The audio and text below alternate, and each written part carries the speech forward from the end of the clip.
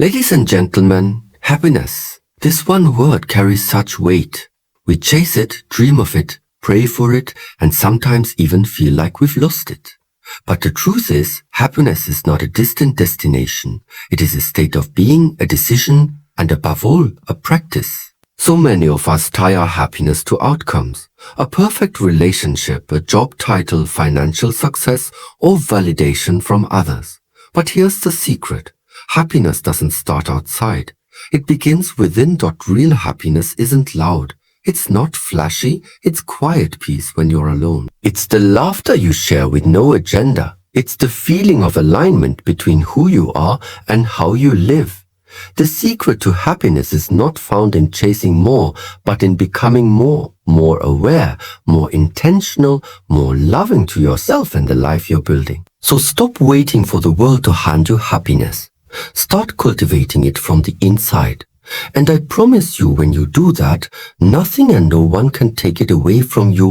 One of the greatest sources of human suffering is our desire to control everything. People, outcomes, situations, even time. We want things to go according to our expectations. And when they don't, we feel frustration, anger, disappointment, or anxiety. But the reality is, life is unpredictable, and no matter how much we plan or prepare, there will always be variables outside of our grasp. Think about it. The weather, the actions of others, the past, unexpected losses, delays, rejections, these things happen regardless of our effort or intention.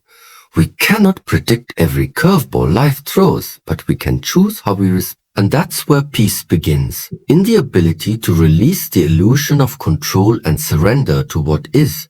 Accepting what you cannot control is not about weakness or giving up. It's about strength. It's a conscious choice to preserve your energy for the things you can change. It's about saying, this situation is not in my hands, but my attitude is. My values are. My focus is. It's shifting your mindset from resistance to resilience. When you stop fighting the uncontrollable, you start flowing with life instead of swimming against it. This is not passive living. This is wise living. It's understanding that storms will come, but peace isn't about a storm-free life.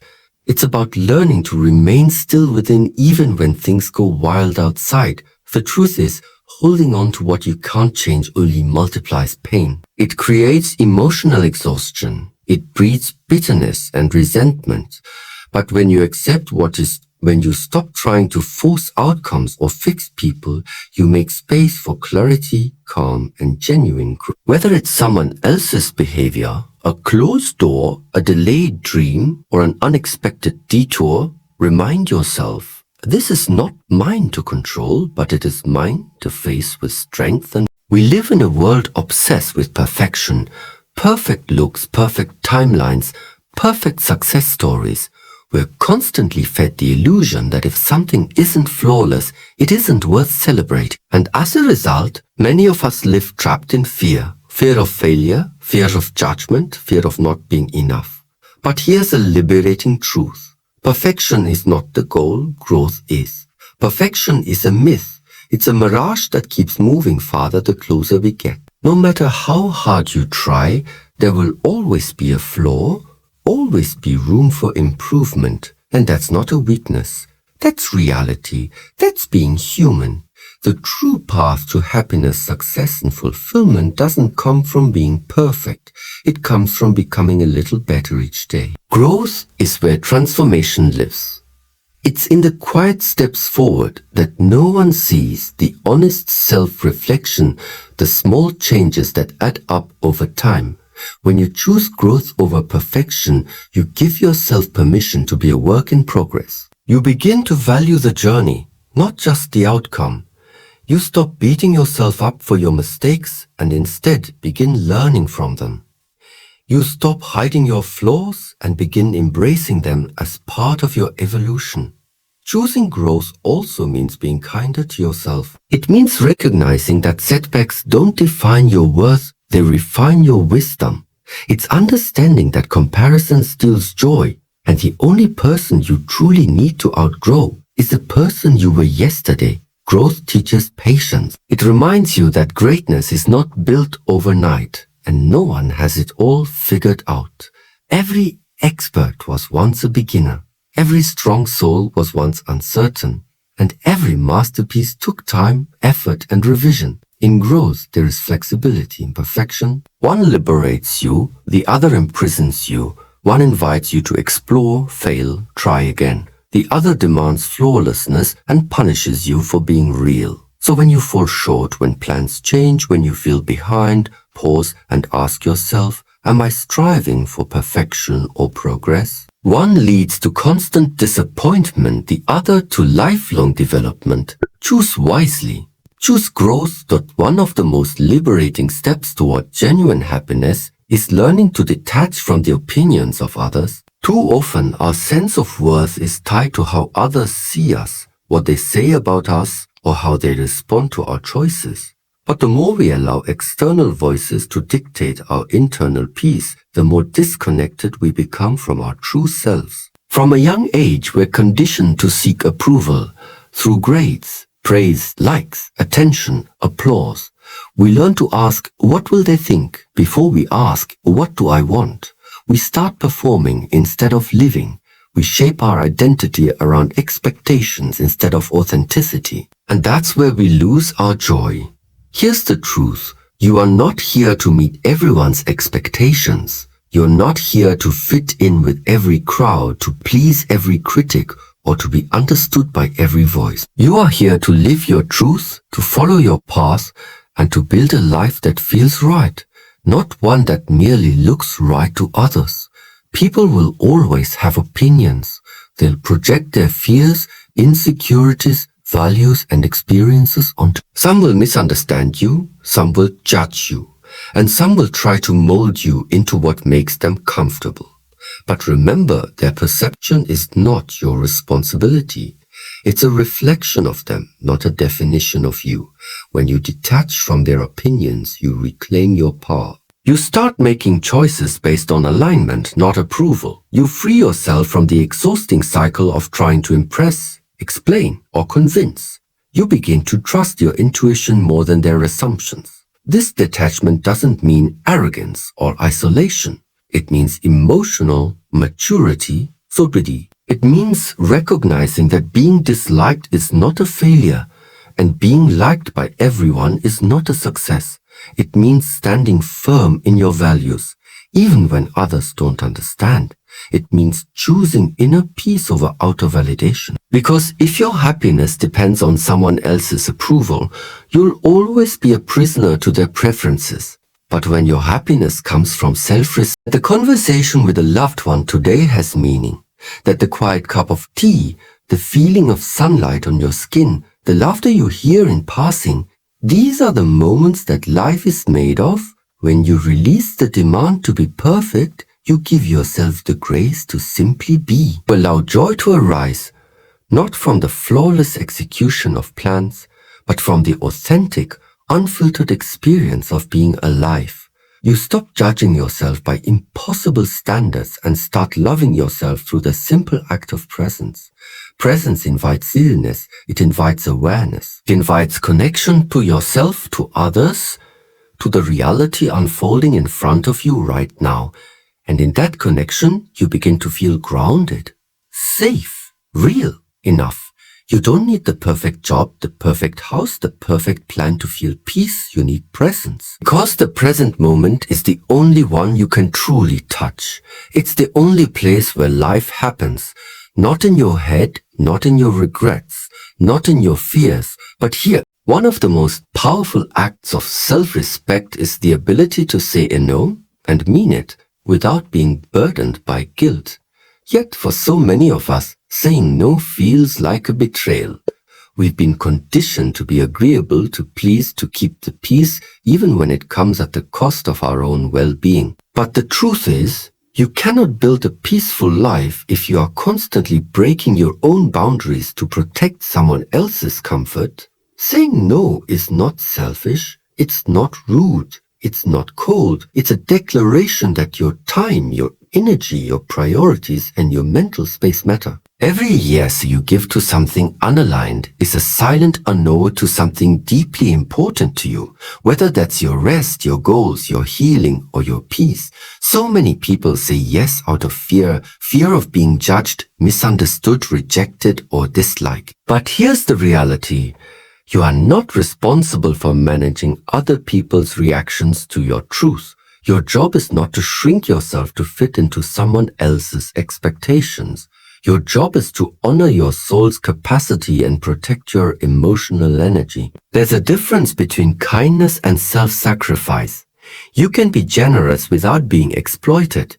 You can be helpful without being overwhelmed. Saying yes to everything doesn't make you a good person. It makes you a burnt-out one. And burnout doesn't serve you or the people you're trying to help. Boundaries are not walls. They're bridges. They teach others how to treat you, how to value your time, and how to engage with you in a healthy way. When you say no with clarity and grace, you're not creating conflict, you're creating clarity. You're saying, I respect myself enough to protect my peace, and I respect you enough to be honest. And the more you practice it, the easier it becomes. Your no starts to feel less like a rejection and more like an act of alignment. You begin to trust your intuition, to recognize the early signs of emotional depletion, and to respond with strength instead of people-pleasing. Guilt may still show up, but you learn to see it for what it is, a residue from old conditioning, a reflex you no longer need to obey. Because the truth is, the people who truly value you won't just respect your yes, they'll also honor your no. You don't have to explain yourself to everyone. You don't have to justify your peace. And you certainly don't owe anyone access to your time or energy just because they ask. You are allowed to be kind and firm. You are allowed to protect your space. And you are allowed to say no, not with resentment, not with apology, but with quiet, confident self-respect. The past has a powerful way of holding us captive, not because it has any actual control over us, but because we often refuse to release it. We carry old pain like it's part of our identity. We replay moments we cannot change. We relive conversations we should have let go of. We cling to memories, wounds, mistakes, and betrayals, as if holding on to them will somehow rewrite the story.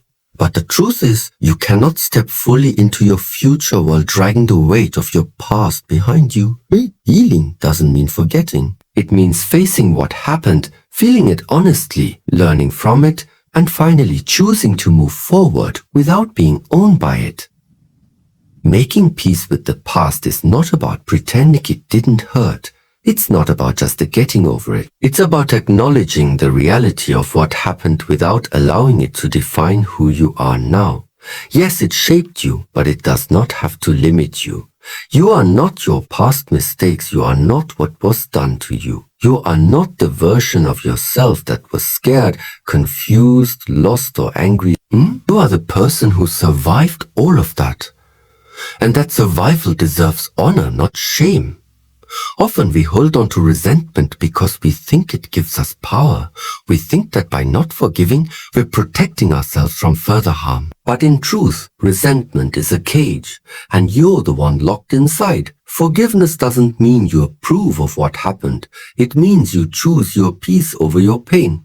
You choose freedom over bitterness. Sometimes the hardest person to forgive is yourself. You may look back and see moments where you stayed too long, settled too low, spoke too harshly, or acted out of fear.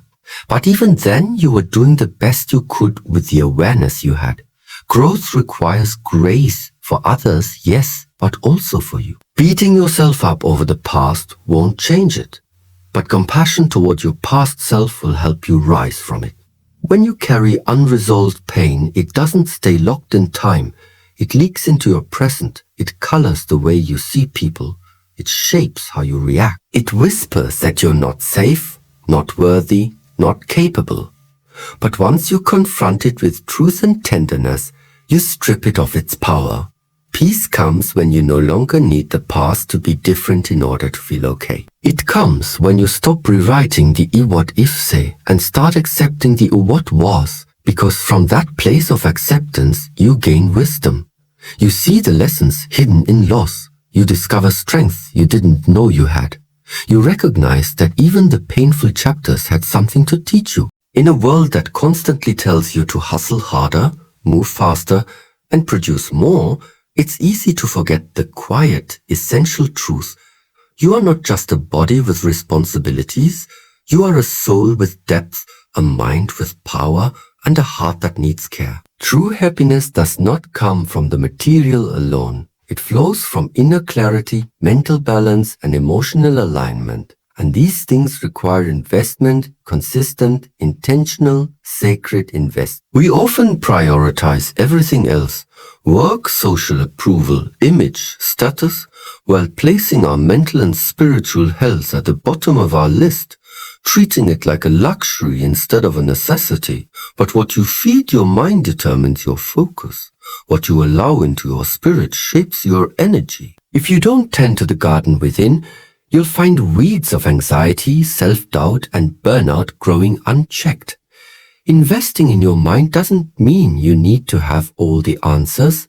It means you create space for growth, reflection, and mental renewal. It means reading books that challenge you, listening to wisdom that elevates you, and spending time in silence so you can actually hear your thoughts instead of being buried beneath them. And your soul craves depth. It craves stillness. It's not nourished by likes, titles, or trends. It's nourished by meaning, by presence, by alignment. Investing in your soul means giving yourself permission to pause, to ask, what do I truly need today? It means journaling your truths, walking in nature, meditating not to escape but to return to yourself. It means spending time with people who speak to your spirit, not just your status. Your inner world is your foundation.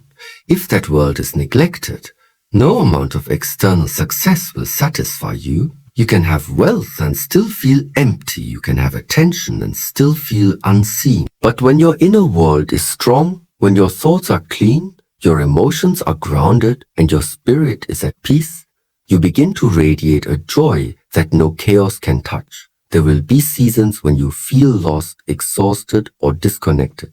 Those are not signs of failure, they're reminders. They whisper, come back, come inward, reconnect.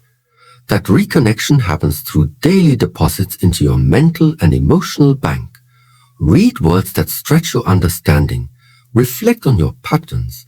Protect your peace like it's your most priceless possession, because it is. Just as you can't pour from an empty cup, you can't create a meaningful life from a drained mind or a malnourished soul. The greatest gift you can give to yourself and to the people around you is the healthiest, most aware, most grounded version of you. In the race for stability, success, and survival, many people end up sacrificing their joy, their creativity, and even their identity. We live in a world that constantly measures worth by productivity, by how much you earn, what you achieve, or how high you climb. And while financial security is undeniably important, it should never come at the cost of your soul's hunger. Because a life built solely around what pays you while ignoring what fills you eventually becomes empty. Doing what fills you means reconnecting with the things that make you feel alive, not just busy. It's the art you abandoned for practicality. It's the dream you tucked away because it didn't seem realistic. It's the talent you silenced because it doesn't bring a paycheck. But those things, those quiet loves, those natural gifts are sacred parts of you. And ignoring them doesn't make you more responsible. It makes you more resentful. You were not born to simply clock in, check boxes, follow rules, and wait for weekends. You were born to create, to feel, to express, to explore. There's a deep part of you that longs to be awakened, not by obligation, but by passion. When you do what fills you, time disappears. The world gets quieter, your mind sharpens, your spirit lifts. And even if no one else understands, you feel aligned. This doesn't mean you have to quit your job or throw away responsibilities. It means making room, even in small, consistent ways, for the things that give you energy instead of draining it. Whether it's writing, building, teaching, designing, mentoring, creating, moving, or helping, if it makes your soul rise, it matters. Often the things that fill us don't look impressive on paper. They may not come with a title or a paycheck, but they come with fulfillment. They remind you of who you are beneath the roles you play and the expectations you carry. And ironically, when you start investing in what fills you, your energy in all other areas improves. You work better, love deeper, think clearer, and live brighter. You don't need the whole world's permission to pursue what you love. You just need your own. Give yourself the space to explore without pressure, to enjoy without performance, and to practice without needing profit. These are not just hobbies, they are forms of healing. They are doorways to your truest self. If you silence your passions for too long, your life will start to whisper that something is missing. You'll feel it in the restlessness, the boredom, the unexplained fatigue, the quiet sadness that can't be solved by more work or more money. Because fulfillment doesn't come from constantly giving. It comes from also feeding what makes you come alive. So many people spend their entire lives searching for happiness, chasing it through achievements, possessions, relationships, and external validation. But the truth is, happiness isn't something you find. It's something you build. It's crafted through small conscious decisions made every single day. When you learn to accept what you can't control, when you choose growth over perfection, when you detach from opinions that were never meant to define you, you begin to make space for peace. When you practice gratitude, stay present, protect your boundaries, and let go of the pain you've carried too long, you begin to feel lighter. And when you invest in your mind and soul and reconnect with what truly fills you, not just what the world tells you is valuable, you begin to come home to yourself. The secret to being happy isn't hidden in the future. It's within you right now, in your awareness, in your choices, in your courage to live with intention. You don't need a perfect life to be happy. You just need a present heart, a clear mind, and a soul aligned with what truly matters. Happiness is not a destination, it's a decision. Choose it, protect it, and leave it one moment at a time.